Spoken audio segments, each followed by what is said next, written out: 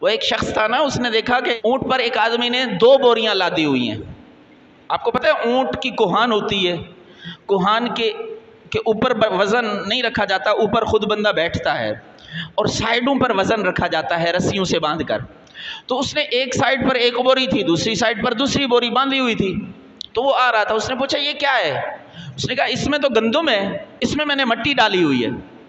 بولے مٹی کیوں ڈالی ہوئی ہے؟ بولے وزن برابر کرنے کے لیے، اونٹ پر وزن برابر کرنے کے لیے، ورنہ اگر یہ خالی ہوتی سائیڈ تو یہ گر جاتی، دوسری سائیڈ گر جاتی. اس نے کہا اللہ کے بندے، ایسے ہی مفت میں مٹی کا بوجھ اس جانور پر لادا ہوا ہے، اس پر ظلم کر رہے ہو. اس بوری جو گندم کی تھی اس کو آدھی آدھی کر لیتے، آدھی ادھر رکھ لیتے، آدھی ادھر رکھ لیتے، تو اس کا وزن کم ہو جاتا، تمہاری چیز بھی پہنچ جاتی. زبردست یار، بڑی پتے کی بات کی ہے. اس نے وہیں بوری خالی کی، مٹی ہٹائی، آدھی ادھر ڈالی آدھی ادھر ڈالی، واپس رکھ لی.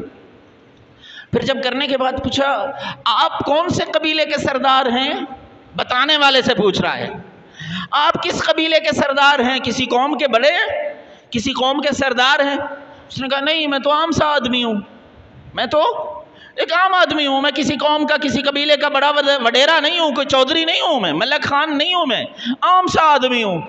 اس نے کہا لو تمہاری بات پہ میں نے عمل کیا.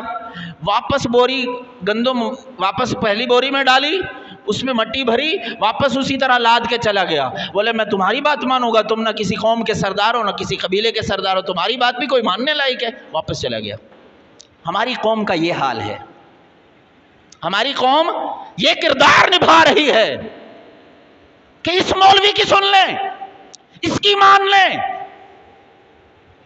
اس بندے کی سن لیں. یہ جو ہمارے پڑوس میں رہتا ہے، ارے اللہ کے بندے، اچھی بات کسی دیوار پر بھی لکھی ہوئی مل جائے نا عمل کے لیے، لے لیا کرو، لے لیا کرو.